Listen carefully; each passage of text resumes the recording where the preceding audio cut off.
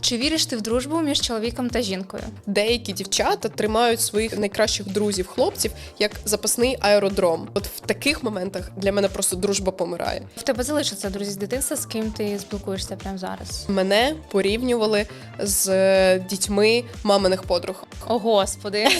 Привіт, мене звати Аня, я стилістка та фешн-інфлюенсерка. Всім привіт, мене звати Женя, я громадська активістка та проджект-менеджерка. І сьогодні ми говоримо про те, без чого ми не уявляємо своє життя. І я думаю, кожен міленіал – це без наших друзів. Бліц. Женя, заводити друзів простіше до 25 чи пізніше? Я думаю, що простіше до 25. Я згодна з тобою на всі 100%. Друге, чи зраджували друзі? Мені здається, що зрада – це про якісь партнерські стосунки там між хлопцем і дівчиною, чи між хлопцем і хлопцем, і дівчиною і дівчиною, але не про друзів. Як друзі можуть зрадити? Ну, можуть, чому ні. Зробити щось, що дуже погано для тебе. Якийсь поганий вчинок, наприклад. Ну, не знаю, все одно зрада – це для мене про щось таке більш інтимне, те, що у нас є з партнером, а не з друзями. Друзі теж по життю, партнери ні. Ну, але не такі інтимні, не знаю. Чи віриш ти в дружбу між чоловіком та жінкою? Я думаю, що така дружба існує, але треба зважати на дуже-дуже багато факторів. Я вірю частково, і так, і ні. Ну, як це і так, і ні. Ну, Ви або дружите, або не дружите. я частково вірю в дружбу між чоловіком та жінкою. Просто сьогодні Аня супер-супер загадкова, але це спойлер на тему, яку ми сьогодні будемо обговорювати, в принципі, трошки далі. Але ми починаємо з дитинства. Аня, от яка ти була маленька подруга? Тому що ми з тобою познайомились, коли нам вже було по 13 років. Можливо, раніше, ні?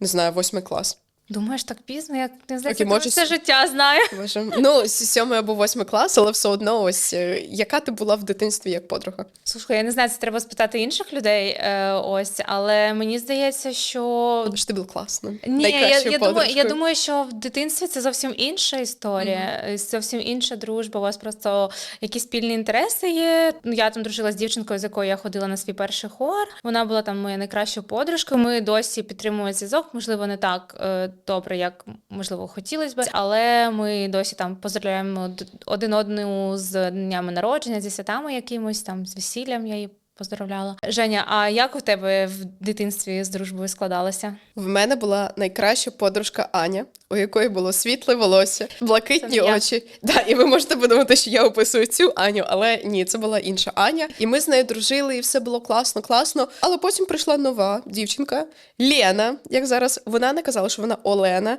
вона була саме Лена. І ця Лена влізла в нашу дружбу. І я така, ну окей, добре, якщо моя подружка Аня обирає дружити з Леною, то хай дружать. Потім я прийшла в школу, і в мене була найкраща подружка Ангеліна. Ми ходили разом на танці, ми проходили дуже багато якихось етапів нашого дитячого періоду життя разом. Ми жили навіть недалеко один від одної. Але потім у Ангеліни з'явилася наша інша однокласниця Яна. І я знову така, добре, я не граю в цей трикутник, я не хочу доводити людині, що я варта її дружби, якщо вона просто не сприймає. Тому що мені здається, що ось в дитинстві я така, ну, я ж така, як є. Якщо людина зі мною не хоче дружити, я не буду навіть старатися. Слухай, ну ти була дуже розумною в дитинстві. Я прям так не мислила.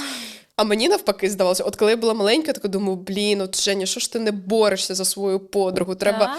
піти і доказати, що ти краще, ніж Лена, чи щось таке. Але просто в мене не було моральних сил на те, щоб доводити в садочку. Ну і теж, як ти в садочку доведеш, що ти крутіша подруга, що ти більше ляльок принесеш? Ну Так. Якщо людина вирішила дружити з іншою, то вже нічого не зробиш. так, це було дуже боляче, але я пам'ятаю ще, що в дитинстві мені було трошки боляче. Це коли мене порівнювали з дітьми маминих подруг. О, Господи!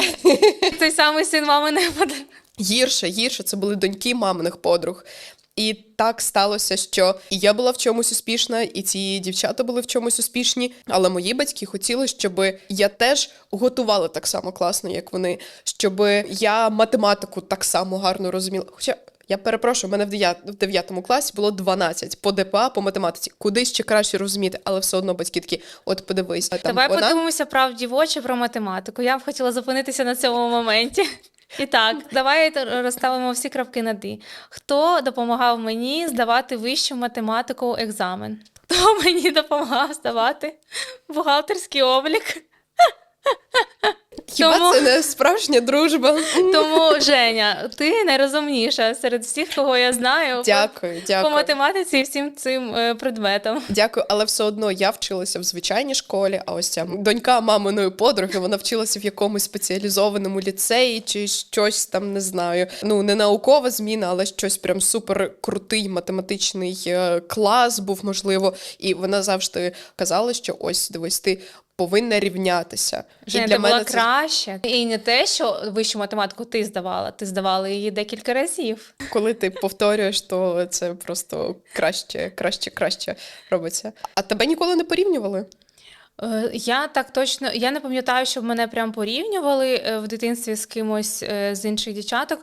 Мені здається, що я сама себе порівнювала завжди. Були питання деякі до себе, що я в цьому там не дотягую якось. Я не знаю, навіщо мені це потрібно Чому було. ти думала, що ці дівчата кращі, ніж ти? Щось мені припало до душі, що мені треба танцювати, і я не знаю чому, але в мене був хор, і я не могла розірватися. І мені мама сказала, ну треба обрати. І я така, ну ні, хор, звісно. І я трохи думаю, блін, а це я типу хор ходжу, да, співати вмію, а ось тут я не дотягую. Але все найкраще, я потім пішла в музичну школу, мені мало ж було хору. А ще я пішла в ансамбль. Мало тобі було. Це було занять. третій напрямок моєї співочої діяльності, Боже. І у нас там була хореографія, і все добре тоді вже. Але там був якийсь час, що мені прям я вважала, що мені цього трошечки не вистачає. Просто мені здається, що таке порівняння, воно дуже деструктивне. В мене це, в принципі, вплинуло на дружбу з цими дівчатами, тому що ми спілкуємось в Інстаграмі інколи, але я жодної не підтримую такий близький зв'язок, як інколи ми підтримуємо з друзями з дитинства. Але в тебе залишаться друзі з дитинства, з ким ти спілкуєшся прямо зараз? Так, але вони це, типу, ті люди, з якими я навчалася в школі, або з хору друзі в сім'ї, то таких нема. Ну, звісно, тебе ж з ними лбом якби сталкували, ну, грубо кажучи, що у вас прям протиставляло, тому що я впевнена, що інша мама свої доньки теж сама казала. Ну, і це ж вас 100%. навпаки не те, що здружувало, а проти одне настраювало. Ну, такі були часи, я не знаю, ну це, мені здається, таке в менталітеті є, мабуть. Ти не перша людина, яка про це каже. Багато таких є людей. Є ж цей мем про син маминої подруги так, або доньку маминої подруги, тому я думаю, що це, в принципі, будь ласка, напишіть, якщо вас в дитинстві порівнювали, але ми вважаємо, що ви просто найкращі і не порівнюєте себе з кимось іншим, а порівнюєте себе тільки з самими собою. Аня, а от що може зруйнувати дружбу? Я розказала, що коли отак от порівнюють, то це негативно впливає на дружбу. А от чи є щось, що може зруйнувати? Прям такого глобального, крім різних інтересів в житті, далі, якось ви перестаєте спілкуватися. От у мене зараз, наприклад, мої друзі деякі живуть там на інших континентах, то все одно ми підтримуємо дружбу, і ми спілкуємося зараз з цим. Простіше, мені здається, ніж там навіть 20 років назад було. Я пам'ятаю просто ті часи, коли там подзвонити в іншу країну було просто нереально дорого, з домашнього телефону треба було робити це, там ціла якась історія була. А зараз все дуже просто, ти взяв, в ту же секунду людину набрав, вона відповіла тобі все. Єдине, що ось, знаєш, мені не подобається, що у нас в усіх континентах різні часові пояси. Це мені інколи бо бісить. Неможливо мати єдиний часовий пояс на всіх. Це єдиний мінус і все. Аня проти законів фізики сьогодні. Та ні, я ж кажу, що типу, це єдине, що ще якось не пофіксили. Я не знаю. Часовий континіум якийсь зробити, щоб можна було. Добре, в нас сьогодні якийсь, не знаю, всесвіт Марвел. У нас повинен вийти зараз отут Доктор Стрендж і показати нам якісь часові петлі. Ну, я ж кажу, що мені здається, зараз взагалі немає проблем. Навіть якщо ти записав кружечок там зранку, а тобі людина відповіла там вночі, то це окей. Ну, я з тобою погоджуюся, але мені здається, що дружба потребує не тільки онлайну, а дуже багато офлайну. Бо так, в мене теж є ситуація, коли в мене подруги живуть за кордоном чи друзі за кордоном. І так, ми списуємось, зідзвонюємось, але все одно та якість спілкування, коли ми бачимо вживу, вона геть інша. І я думаю, що якби ми отак от почали спілкуватися тільки на початку нашої дружби, то, можливо, ми б вже зараз не дружили. Але якщо ти вже з людиною багато років знайомий, а вона там кудись переїхала, то чому ні? Можна підтримати зв'язок, спілкуватися. Ну і до того ж, мені не обов'язково, щоб людина прям зі мною спілкувалася раз в 3 дні чи раз в тиждень. Ні, в мене є друзі, з якими я спілкуюся там рідко, але я знаю, що вони в мене є. Я їх дуже ціную і можу там, не знаю, через якийсь час, там, не знаю, раз в місяць з ними задзвонитися. А як же, не знаю, спільні перегляди рілсів з котиками кожні 3 дні? Ні, ну можна просто кидати один одному рілси, це інша справа. Але я кажу, що прям там зідзвонюватись чи якось ще там. Я доволі зайнята людина. Не знаю, сім'я, все це накладається. Коли ти спілкуєшся у іншої людини, теж така ж ситуація, і ти не можеш просто там виділяти на це прям дуже багато часу. Для мене ні, це взагалі не проблема. Ну ти би що не спілкувалися б там онлайн. Рілси можна кидати кому завгодно. Добре, дякую за дозвіл. Я так і роблю. Так, для мене дистанція також це не проблема, часові пояси це не проблема. Для мене стає проблема, коли людина втрачає цінності, які ми поділяли, коли ми починали дружити.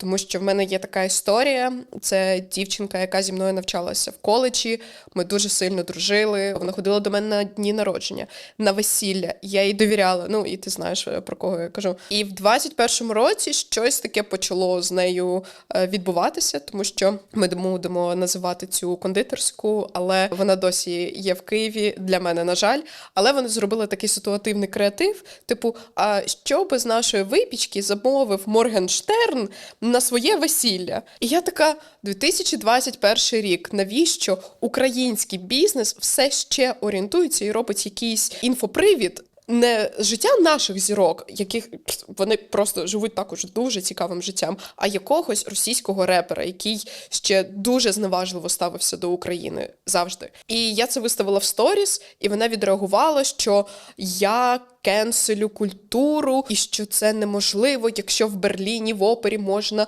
послухати Чайковського, то чому я забороняю оцій мережі постати щось про Моргенштерна? Я така думаю, ого, Чайковський і Моргенштерн в одному реченні, це просто якісь рівні. Ми так розійшлися, наче на більш-менш мирній ноті. Я така кажу, ти лишаєшся при своїй думці. Я вважаю, що вже не треба тягнути це в український інфопростір. Вона перестала зі мною спілкуватися. І в 22-му році, після повномасштабного вторгнення, я бачу, що вона живе в Росії, тому що в неї мама була росіянка. І влітку 22-го року вона їде в Абхазію. А це окупована територія. Так.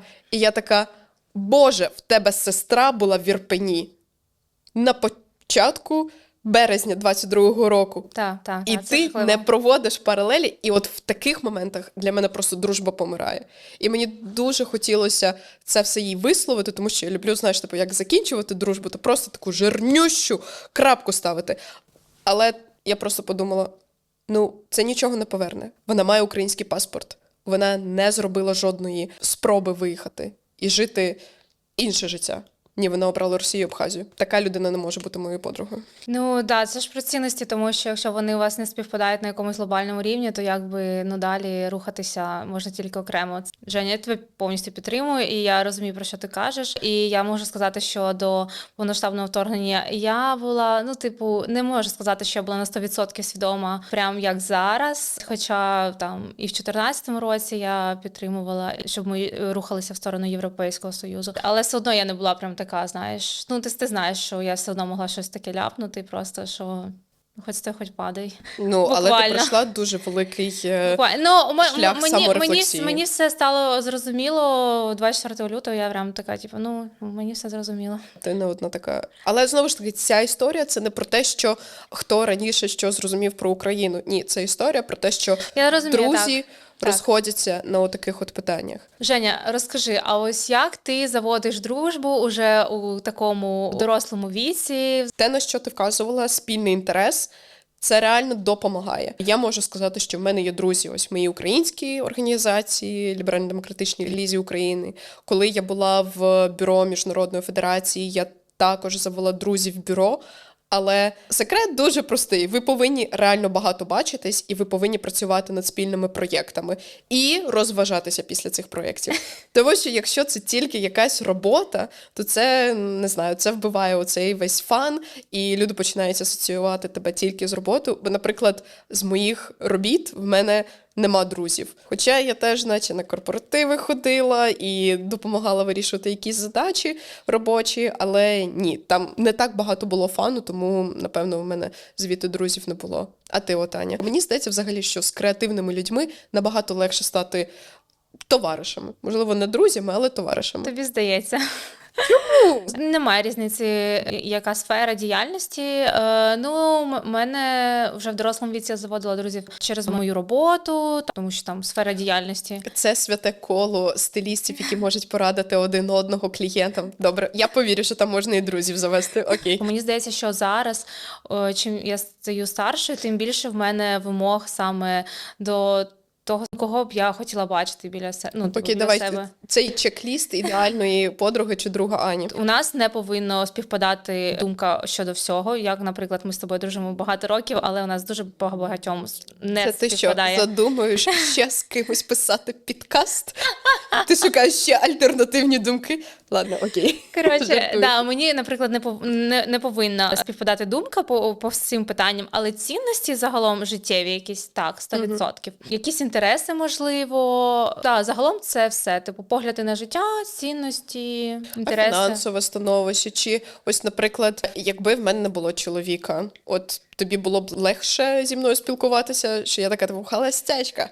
Мені загалом байдуже, але я розумію, про що ти кажеш, що різний стиль життя, але я просто розумію, що я ж не повинна ходити з нею на побачення. В цілому так не буває, люди ходять вдвох на побачення, тому мені здається, ні. Це ніяк не відображається. У мене є там, не знаю, незаміжні подруги, тому це не проблема. А як в тебе? Як ти вважаєш, що для тебе важливо? Я з тобою, в принципі, погоджуюсь. Я задала питання ось про фінансові різності, хто скільки заробляє. Для мене, наприклад, це не є проблемою. Будь ласка, я розумію, що ковід вплинув на заробітки, повномасштабне вторгнення, всі в різних життєвих ситуаціях, але я знаю деякі історії, коли люди порівнюють і просто рахують твої гроші. І це стається в якийсь момент. Так. І ти реально начебто хочеш допомогти, і начебто йдеш максимально назустріч цій людині, але просто тому, що в цій людини щось змінилось в голові, то от починається це якесь терця, якийсь дискомфорт. Так, коли гроші починають рахувати, це прям біда. Мені не треба йти, там, не знаю, в якийсь суперкласний ресторан, не знаю, мішленівський, все, я можу піти мак поїсти. Зараз Макдональдс це теж не найдешевше місце. Я там цікаво там взяти просто з собою. Для мене це не є проблемою, на мене це не впливає. Персонально на мене. Я знаю, що деякі люди ні. Я бачила такі історії, коли для людини там важливо тільки ось такий рівень життя, але це не моя історія. І от ще один елемент – це заздрість. Коли людина починає просто заздрити, при цьому не розуміючи, можливо, всієї ціни, яка стоїть за тим, що людина може побачити в Інстаграмі. Бо я теж чула окей, це більше такі товариші, типу, ти постійно їздиш, і це теж, от вони починають рахувати гроші, але я кажу, хлопці, дівчата, в мене завжди ці поїздки, вони зазвичай частина якогось проєкту. І донор покриває проїзд хоча б або тренерської команди, або експертів. Тому це не те, що я постійно літаю, там, що я на Тайвань полетіла за свої кошти. Ні, це було прописано в гранті. А для того, щоб отримати цей грант, я працювала на репутацію, я заповнювала просто купу папірців, але люди бачать, Женя знову кудись полетіла. Насправді, навіть якщо б Женя, просто кудись полетіла навіть відпочивати, то я не бачу в цьому проблеми. Дуже хотілося просто полетіти відпочивати. Я не бачу в цьому проблему, тому що в мене ж теж є така історія, що я постійно в Парижі. Якби для людей складається таке враження, що я, живу в Парижі. Я не живу в Парижі. Я там дуже часто буваю, це факт. Ось ми єдиний раз з тобою вибралися туди на 3 чи 4 дні, щоб я просто спокійно могла походити по улюбленим музеям. А для людей це виглядає зовсім інакше. Тобто я там, бігаю така красива, змінюю луки, у мене Fashion Week, все інше, просто все в шоколаді, там, і не видно тієї іншої сторони. Але все одно, якщо навіть людина думає, що я відпочиваю і постійно їжджу в Париж, я не знаю, що я там роблю. На шопінг. Але це прям не те, що було найкраще місце на землі. Шок. Столиця моди і не найкраще місце для шопінгу. Ні, ну типу для шопінгу ок, але я не те, що я прям не фанатка. Я не фанатка Парижу, якби це не звучало. Ось, і там близькі люди. Звучить як фраза на обкладинку, я не фанатка Парижу. Просто. Ну, близькі люди знають моє відношення взагалі, і якби там проходить Fashion Week, я їжджу туди, бо це моя робота. Окей, все. Але навіть якщо вони бачать цю сторону, то порадійте за мене. Якщо вже починаються такі розмови, то доказувати комусь щось, доводити і казати, о, ні, я їжджу по роботі. Ну, якщо вже у людини питання, то що б ти не сказала, це не має значення, бо людина вже все собі вирішила. Тому для мене це просто, ну, типу, ні, це великий red flag, що спілкування на цьому якби або воно закінчується, або воно зупиняється, що майже одне і те саме. А чи варто тоді підтримувати стосунки з такими друзями чи товаришами? Тому що от я пам'ятаю, в мене прям був такий паттерн. Я намагалася от до кінця доводити ось, нагадувати про себе, пропонувати якісь зустрічі, ось врятувати цю дружбу. Сенс в ній бачила тільки я. От в тебе щось Якщо ти бачила відбувалося? сенс, я не бачу проблеми, щоб ти його, ну, там, намагалася якось реанімувати. Дружба це ж з двох сторін. Ні, я розумію, але я ж кажу, якщо ти бачила для себе сенс, то it's okay. І знаєш, що набагато легше думати, що ти зробила все можливе, і сказати, окей, ну на цьому я зупиняюся, наприклад. Тому для мене це ну не проблема. Ну, то що ти кажеш, там що ти намагалася тільки зі своєї сторони. Зараз важко сказати, бо зараз дуже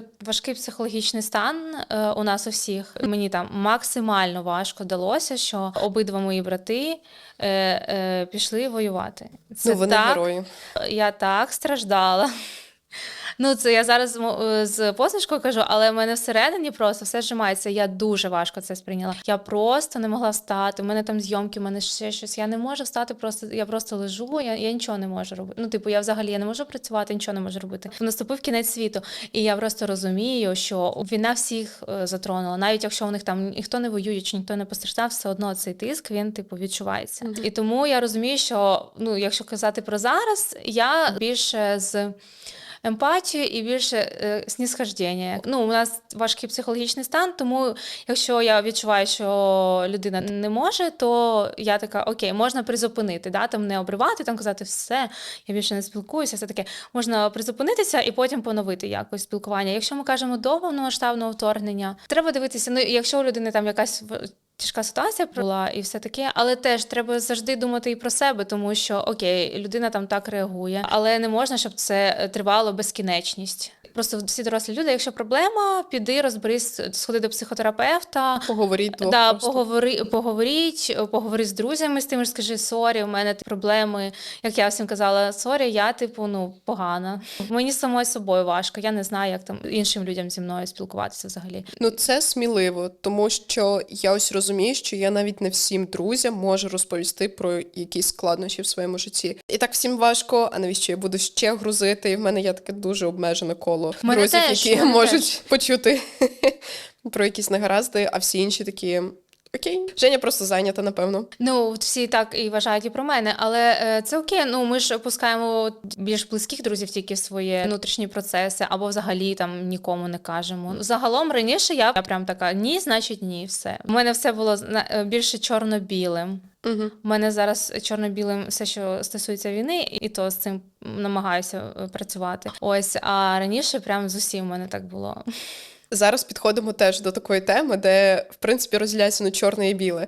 Це дружба між різними статтями. Аня, чи був в тебе колись найкращий хлопець-друг? Чи це така історія, яка неможлива в дорослому віці? Я думаю, за того, що у мене були там дуже гарні відносини з хлопцями, як з друзями, я зрозуміла, що, от як я казала на початку, що і так, і ні. Тому що, як мені здається, то все одно, якщо ти дружиш з чоловіком гетеросексуальної орієнтації, його там дружині, жінці, дівчині важко бачити, що біля нього є інша якась жінка. Мені здається, що в цій всій ситуації легше дружити парами. От якщо ви парами бачитесь, дружите, спілкуєтесь, то для мене це реальна ситуація. Або якщо це якісь там супердавні друзі, і ви там продовжуєте спілкуватися, і всім окей, і немає ніякого підтексту. А ти як бачиш?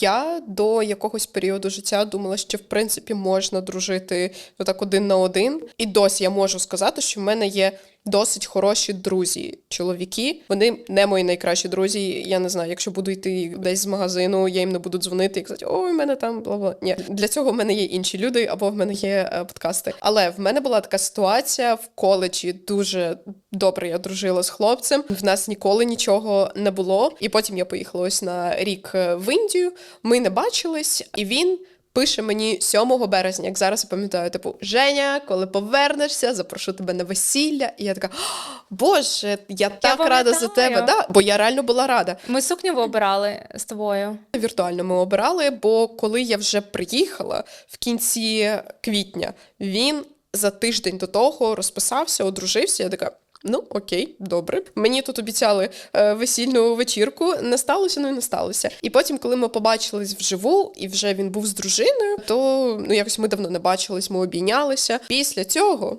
ми ніколи не спілкувалися. Мені дуже жаль. І мені шкода, тому що від мене просто 0 загрози. Я розумію, що, можливо, це складно повірити, коли я з такими червоними губами сижу, але я так не виглядала.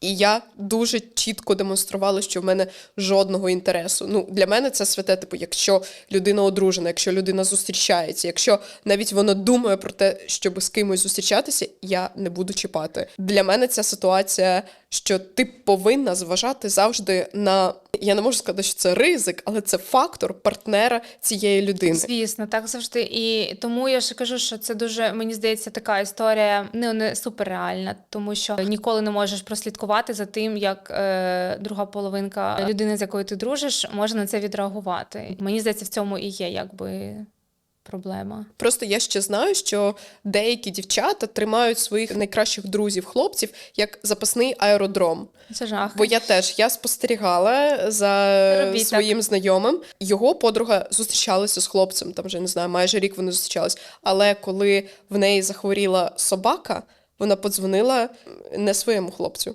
Це дуже дивна ситуація. Я таке взагалі не розглядаю, це жах. Це і для цієї дівчини жах, і для цього хлопця жах. Типу, не оприділилися. Але просто, у моєму випадку, я не знаю, в мене є чоловік, всі про це знають, мені там не потрібно інші чоловіки, я там не виступаю за відкриті відносини, не засуджую, якщо ви виступаєте за них, мені окей, я ніколи не питаю навіть таких питань, але просто я не належу до цих людей. З мого боку, це завжди якась там дружня або робоча атмосфера. Ось. Я вивела для себе дружити парами. Для мене нормально, мені підходить. Женя, ти б дружила парами з тим твоїм другом? І ні. Якби ось налагодити ваше спілкування. Ти б там зустрічалася ось з чоловіком з ним і з його дружиною?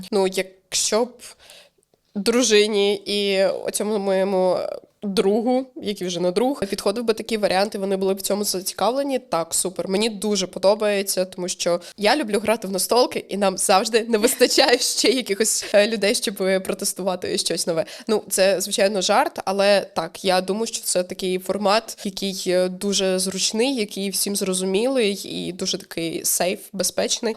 Тому так, я би дружила, але знову ж таки, це дуже, дуже складно. І знаєш, що мене ще здивувало? Що навіть відписався від мене в усіх соціальних мережах. А ти фоловиш якихось своїх колишніх друзів чи людей, з якими ти раніше близько спілкувалася, а потім ви якось розійшлись? Ти знаєш, я просто взагалі, напевно, перший раз я засіла, щоб відписатися від всіх через якийсь час після початку повномасштабного вторгнення. Угу. Я просто сіла і почала відписуватись, знаєш, від всіх росіян. Ні, це ж не друзі. Ні. Я кажу, що це був перший мій раз, коли я взяла свій телефон і почала від когось відписуватися. Просто уяви. Тобто я взагалі, по життю ні від кого не відписувалась. Ніколи. Боже, яка ти лояльна, просто лояльна фоловерка. У мене, немає цього, що треба відписатися, ще щось. Не знаю, у мене немає такої теми. Тому, напевно, я такого не робила. Це цікаво, тому що я була старостою в школі, і я була підписана на всіх своїх однокласниць та в Інстаграмі, Фейсбук, дружили ми в Твіттері. Ні, в Твіттері я вже так дуже обережно. Але потім в якийсь момент я подумала, що треба слідкувати за своїми соціальними мережами, тому що це для мене джерело інформації, і джерело натхнення. А вони тебе в рекомендаціях попадали? Я була на них підписана, і вони були в мене в стрічці. І коли я Мене розумію... стрічка тільки з того, кого я там дивлюся часто. В мене є моя колишня однокласниця, з якою ми час від часу бачимось. І раніше я прям відчувала якусь потребу, що я ж староста, я повинна підготувати інформацію про кожного. І я Боже. сідала... Це дуже дивно. Я розумію, якщо це дуже кріпово звучить, але так буває. Я ж фоловила цих людей. І я там готувала, хто як змінився і все таке інше. І я почала помічати, що деякі люди, вони просто постять селфі з ліфта чи щось таке, не знаю, протягом всього свого, наприклад, року. І я подумала, це для мене і не цікава інформація, і нема натхнення. І я повідписувалась. Зараз я не знаю, що робити, якщо мені доведеться збирати людей на зустріч однокласників. Та я думаю, тобі не доведеться. Мені б хотілося Так? побачитись. Ти хотіла би? Да. Прикольно. Тому що пройшло вже багато років, ми всі стали такими класними. У нас була одна спроба зустрітися, у нас не вийшло нічого, і на цьому все, мабуть. Жаль дуже, що не сталося, бо я думаю, що до війни це було прикольно, якщо б ми побачились. А зараз вже я навіть не уявляю собі таку ситуацію. У мене зараз в голові оця просто пісня Скрябіна, старі фотографії. О, Боже. Так от, я відписалася, і зараз навіть, не знаю, мені якось не цікаво, трошки цікаво, чим вони живуть, але спостерігати за ними в соціальних мережах мені не хочеться. Я, мабуть, якщо мені хтось попадається, може я повідписувалася, але я ж кажу, у мене один раз був такий глобальний день відписок, як я кажу, і я просто взяла відписалася там від всіх, хто мене якось бентежив через їхню позицію. Це супер здорова історія. І сьогодні ми говоримо про те, хто наші друзі, хто наші бестіс, але є ще такий вислів, що найкращі друзі дівчат – це діаманти. І, Аня, я бачу на тобі просто такі сяючі речі. Розкажи, що це таке. На нас сьогодні від бренду Весна Аксесорайз аксесуари. Вони прекрасні. На мій погляд, найкращі друзі дівчини – це прикраси будь-які. І Аня така дуже толерантна і відкрита до всіх друзів. Я дуже люблю просто аксесуари, доповнювати їм свій образ. І сьогодні на мені такі гарні заколки від цього бренду. Жень, а на тобі? А на мені перли. Мені дуже подобається. Я вважаю, що це дуже елегантно і це так підносить трошки наш лук.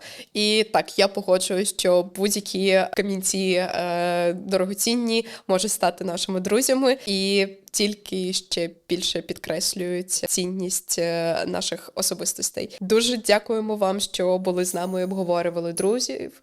Не забудьте написати своїй подружці чи другу про те, як ви за ними сумуєте, або навіть призначити каву.